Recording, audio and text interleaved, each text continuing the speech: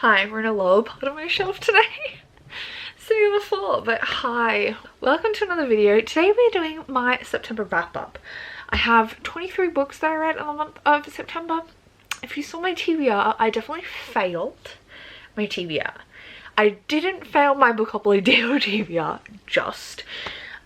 but I did not finish everything on my really long TBR. But I'm gonna chat with you today about what I did read and what I ended up thinking of it. It was a good reading month overall, like quality wise, if not quantity. Definitely not quantity, but quality was pretty solid. So let's have a chat.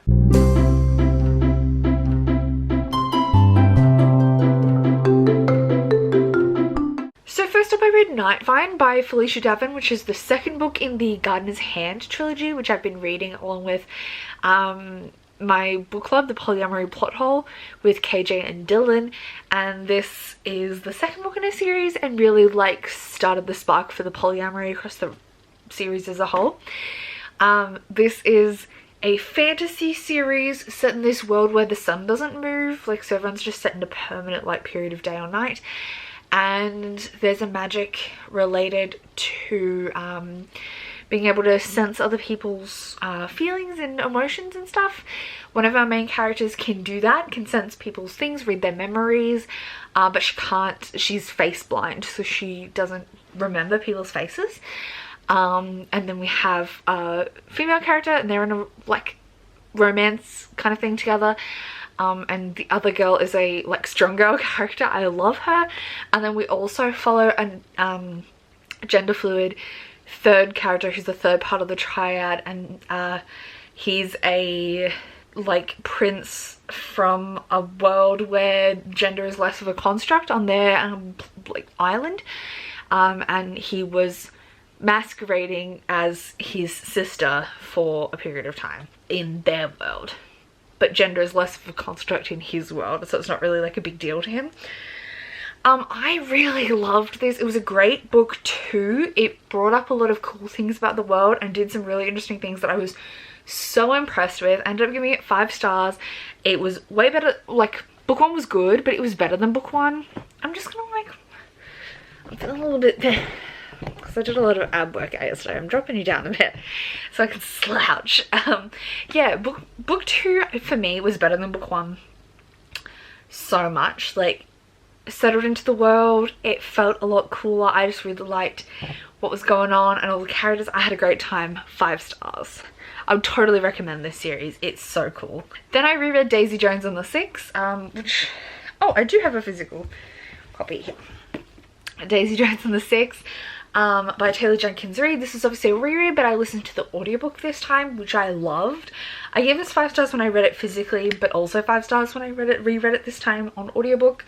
And I totally recommend it. I have no intention of reading Malibu Rising, but this book is fire. I love it. It's so good. I gave it 5 stars. Next up we had The Bone Shard Daughter by Andrea Stewart, which I gave 5 stars as well.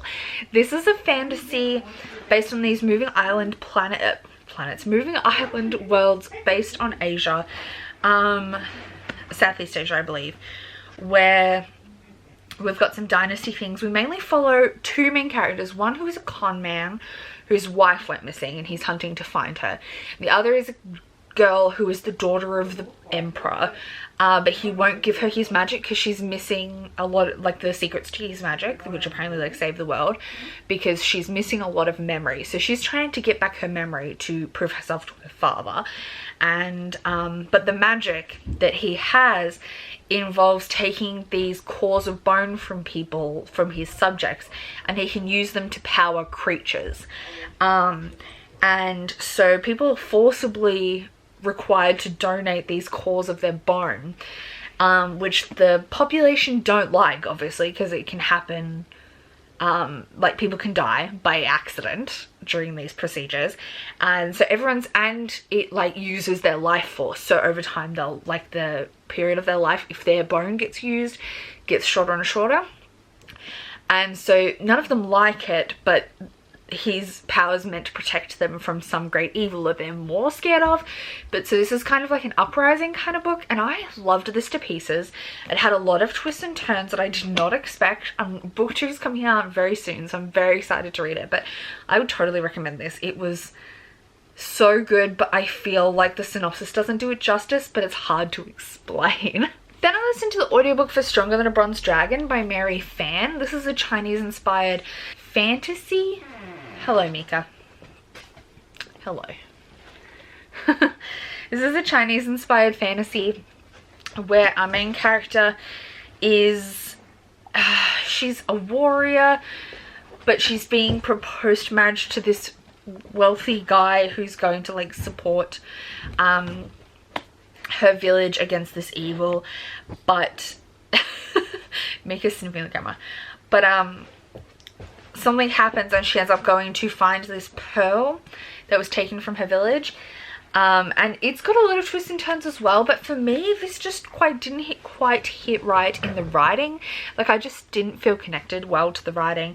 The audiobook was a bit meh. And I just found the story like just kind of lacking a little bit. It wasn't bad, it just wasn't outstanding to me, so I gave this 3 stars. Then I read The Wolf and the Woodsman by Ava Reid, which is a retelling of it's an adult fantasy, new adult fantasy that retells a lot of Jewish folklore.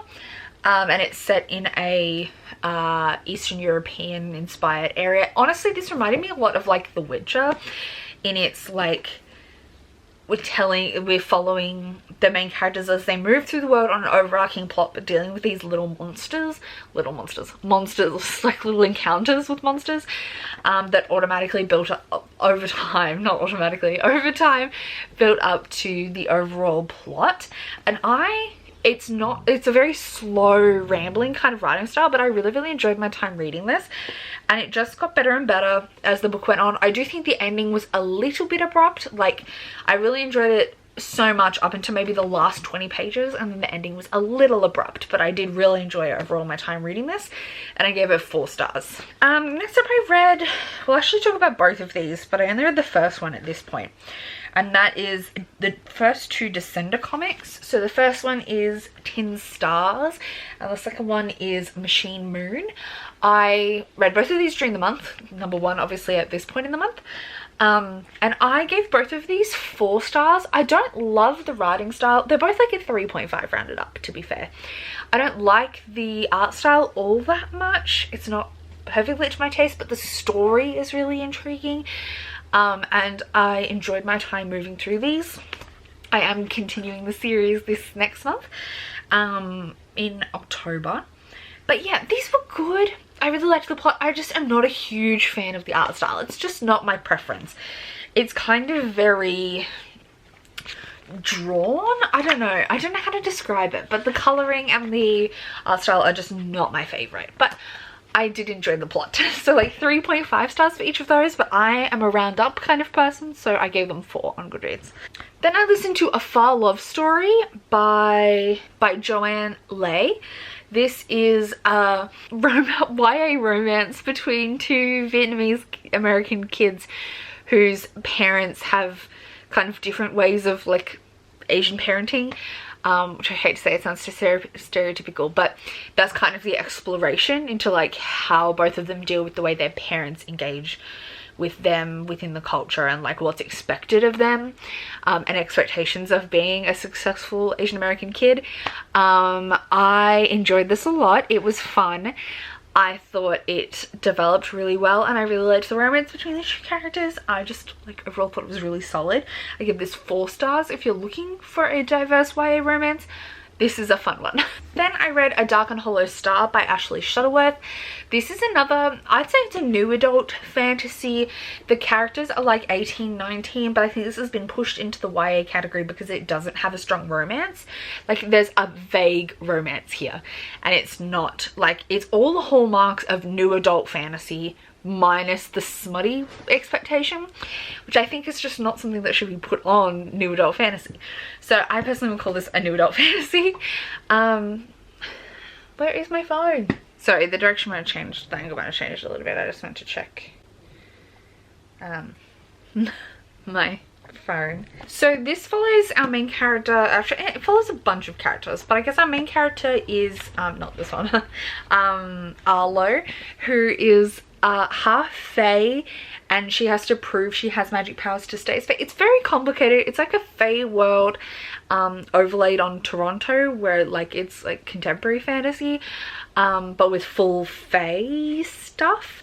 It's a very complicated world. My big problem with this, I think, is that it's just so big, that the world is so big that this whole book is basically world building, and so I didn't get an opportunity to feel like I discovered things, because you weren't tying things together, you were given information to solve things.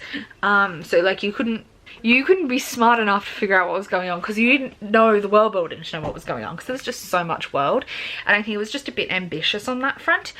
But I did enjoy my time reading this, and I thought the world was really cool, so I think I will continue this series.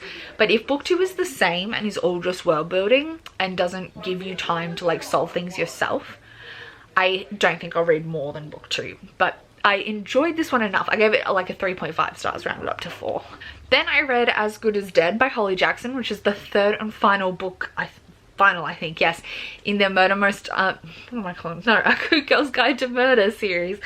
This is a podcast style, like mixed media format murder mystery series following Pippa, who is a teenage girl who in the first book uses a local murder as her school project and gets caught up in a lot of stuff.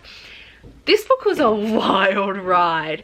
The first half, I was feeling it, and I was like, yeah, I don't really get why this is 600 pages though, and I'm getting it. And then like the middle happened, and obviously I can't tell you because it's a spoiler. This is book 3, but also spoilers for the book. The second half of this book was a wild ride. If anyone's read this, please come chat to me in DMs about it. I'm obsessed. And I want more from Holly Jackson in not necessarily this world, but murder mysteries, because this series is amazing. Like full 5 stars the whole way. They're amazing. I want to recommend them to everyone. I'm obsessed. This was so good. After that, I was feeling a little bit slumpy, but I read A Chorus Rises by Bethany C. Morrow, which is book 2 in the companion series that follows A Song Below Water. This series is weird to me because I feel like I'm missing some contextual understanding to really fully appreciate it, but I had a good time with this. We follow Nehemia, who's mentioned in book 1, and she's gone through her own stuff, but she's very much a like popular girl and influencer, and I think for me I enjoyed the perspective of book 1 a lot more. Like I just related a lot more to the characters in book 1 that you follow, like their voice, than I did to Nehemia, because although I'm doing this, I don't feel like an influencer by any means, and I just couldn't really like relate to that. But the family dynamic stuff that was in this I really enjoyed. It's like a direct continuation from book 1, but in book 1 we follow what are the characters' names? Effie and I can't remember the other girl's name. And one girl is a siren, and sirens can like sing and influence people, and but they're kind of like hunted and they're not appreciated. And then Nehemia, the main character in this, is an Aloco, who are people with like a natural people with a natural popularity, and people love them. Yeah, I didn't love this one as much as I liked book 1, but it was still solid. I gave this 4 stars, but again like a 3.75 rounded up. Next up, I listened to Dial A For Aunties by Jessie Q. Sutanto. This is a murder mystery rom-com following, it's not really a mystery, a murder rom-com following a main character, what's her name again? Oh god, why am I so bad at remembering characters' names? Medi, who is Chinese Indo-American, so like Chinese via Indonesia, living in America, and her mum and her mum's sisters have a curse on the family that their husbands and partners all disappear or die, and they run a wedding business, and she gets set up with this guy by her mum, and she ends up accidentally killing him because he pulls moves on her she's not appreciating, like he's getting real handsy, and she tases him and he dies. And so then the whole plot of the book is them covering up this murder that she committed, and all the aunts getting in to cover up this murder. This was the funniest rom-com I've ever read. It was so funny, and I would 100% recommend it. It's a little bit steamy, just like a gentle little bit of steam. It's a second chance romance because her and the main love interest are exes, and it was just so good. I had a great time with this. I gave it 5 stars. The audiobook was fantastic too. Then I read Wild Embers by Nikita Gill, which is a collection of poetry and short fiction. I liked this. I don't jive with Nikita Gill's stuff as much as I want to. I give this 3 stars. It just is like missing something in the quality of the poetry for me. Like, it doesn't speak to me the way other things do. I just like, poetry's hard for me. I have specific stuff I like I love Adrian Rich poetry. I love Halsey's poetry collection. So if anyone has any recommendations for things like that that are a little bit more complex in their structure and planning, send them to me, because I would love to read more like that. This to me is a little bit like the Nikita Gill, Amanda Lovelace, Ruby Kaur. They're all a little bit too simplistic for me, and I just don't appreciate them with enough intensity. Like, they're not as nuanced or subtle, and I can't get fully behind them. So I give this one 3 stars. Then I read another 5-star read, which is The Marathis by Sherry Dimmoline. This is a short novel about a dystopian future where something happens and white people lose the capacity to dream. Actually, I think it's most people lose the capacity to dream. But people who can still dream are the indigenous peoples, at least of the Americas in this book. And they're hunted because if you consume their bone marrow, you can retain your, you can regain your ability to dream.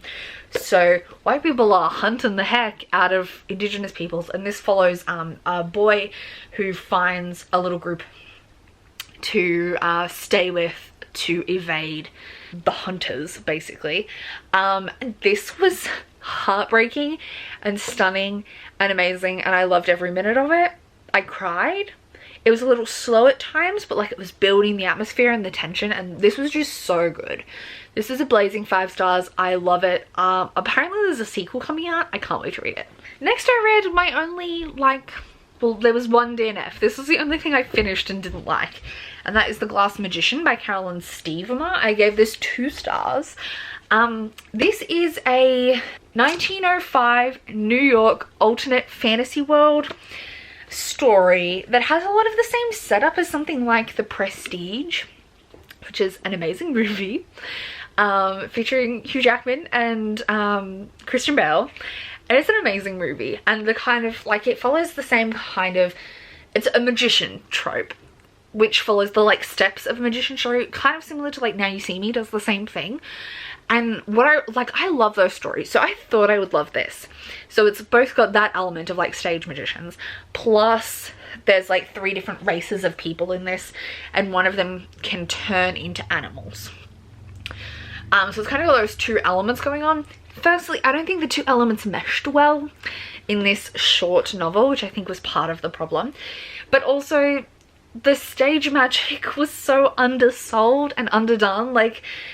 I love stage magic books and shows and movies, but what really is the bit that sells it is when the narrative arc follows that same narrative arc of the magician's trick.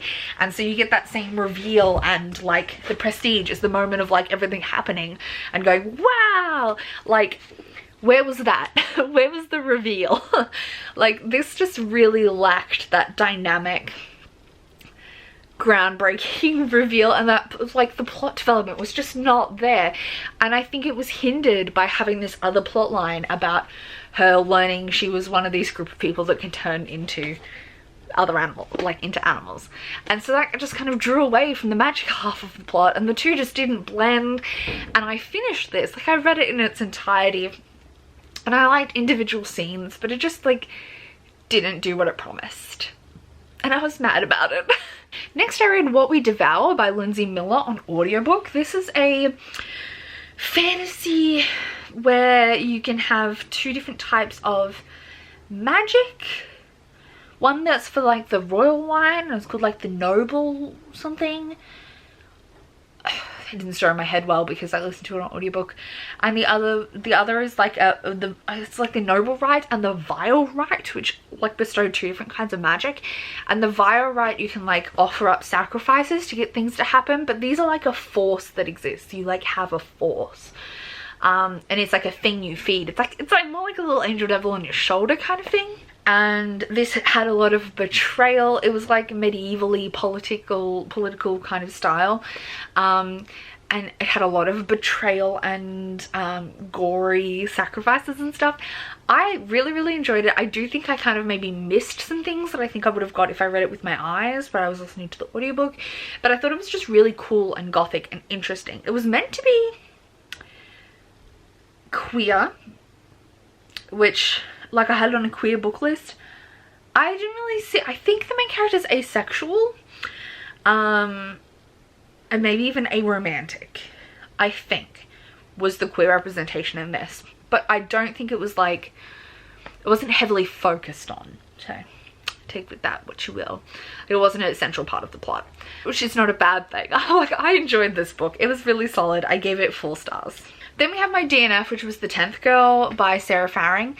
This is I like literally hardly read any of this. I read like 1 chapter, and I'd heard bad reviews about this for its colonial shit, but I didn't really understand what was going on, so I was like, oh, I'll try it. I've had it on my TBR for a while. I literally got like 1 chapter in and kind of could tell what was happening, and I went and checked some spoilery reviews. I was like, oh, okay, yeah, I don't want to read this. This is about a girl who gets co-opted, or like takes up a job because she's running from something, to work in this remote boarding school in Patagonia, so in Argentina. I can't remember exactly. I think it's Argentina. Yeah, so Argentina. But there's a ghost of, there's like a spirit. I don't even know the plot. It's looking at like the laws that a group of local tribes offered up a girl every year to sate some local god. But it really like goes hard, and like they've all died out. Like, the colonialism is strong with this one, and I just decided to steer clear. So I DNF'd it at like 10 minutes in. Then I read Counting Down With You by Tashi Bhuyan. This is a contemporary YA romance following our main character Karina, who has very traditional Bangladeshi parents that just really want her to be a doctor and succeed, and she's really trying to break the mold of that, but she doesn't know how to balance her desires to please her parents versus like her own desire not to do medicine. It also features like a bad boy rich boy romance.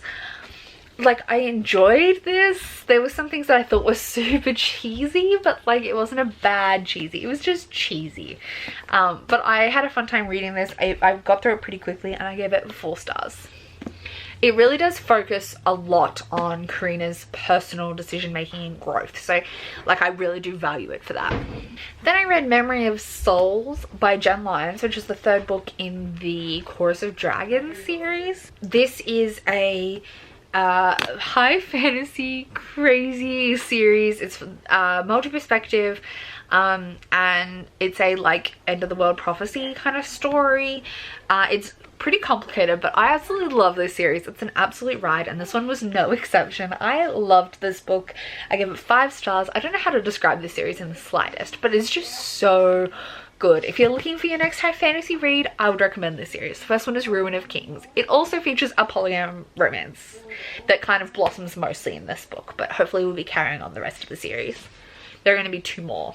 I already have the next one. It was in my haul if you saw that, but there's also going to be a 5th one. Next up, I listened to the audiobook for The Left-Handed Booksellers of London by Garth Nix. This is a alternate history fantasy kind of story following our main character Susan, who discovers like this group of booksellers that are like protecting secret magics. It's kind of like an Arthurian kind of story. I had a blast listening to this. Did I understand all of it? No. Was it because I was listening to an audiobook? Probably. But like just the writing style and the narration was so fun. I had a really good time with this. I would definitely recommend it. And I do just really love Garth Ennis writing in general. I gave this a 4 stars. Next up, I read Neon Gods by Katie Roberts, which is my first Katie Roberts. This is an erotic romance, which is a Hades Persephone retelling, but like a contemporary Hades and Persephone retelling. I had a blast with this. I wasn't expecting to love it as much as I did. I was a little bit nervous and a little bit scared, but I had a blast. It was fun. I read it in like 24 hours and it was just a good all-round time. I give it 4 stars. I don't know what else to say. The second to last, I read City of Stairs by Robert Jackson Bennett. This is a high fantasy story that's kind of a murder mystery, kind of a political mystery, following this city that used to have these gods that were all in kind of opposition and controlling things, but then a ruler of another area of the world came and killed the gods and took over. But there's like a resurgence of godlike behavior, and it's following a murder mystery kind of. This took so long to get interesting for me, like half the book before I was intrigued, and even once I was intrigued it was really slow going and I just really struggled to move through it. I think I might read book 2. I think they're technically companions, because I think it might be a bit different in the long run, because this plot really wrapped up in this book, but we'll see. I'm not gonna buy it straight away because I don't think I'll get to it anytime soon, and the third Founderside comes out pretty soon, but by Robert Jackson Bennett, which I will buy first and read that first. But I think I will continue this series. We'll see what I feel about book 2, whether I buy book 3. This was just so slow. I didn't expect it to be this slow. Founderside is like so fast paced and this was just a drudge. And like I technically enjoyed it, but it was such a drudge. I give it 3 stars. And finally, right at the end of the month, I read Blackout by Donnell Clayton, Nick Stone, Tiffany D. Jackson, Ashley Woodfolk, Angie Thomas, and Nicola Yoon. This is a collection of black love stories set during a blackout in New York City. This was so fun. I thought they were all just gorgeous and cute, and it was just a ride. I loved this. It's one of those collections that all like intertwine a little bit, and yeah, this was just a great time. I gave it 4 stars. It's nothing like complex and like brain fucky, but which is like something I generally like in books, but for like a contemporary mostly romance, this was just really solid and really fun. So those were all the books that I read in the month of September. It wasn't the best quantity wise for me, but it was still a really solid reading month. And I'm still very impressed with a lot of the things I read. I thought like the quality of the books I read was really high this month. And yeah, that's it. Let me know what you read during the month of September. I'd love to hear about it. And otherwise I'll see you soon with another video. Bye!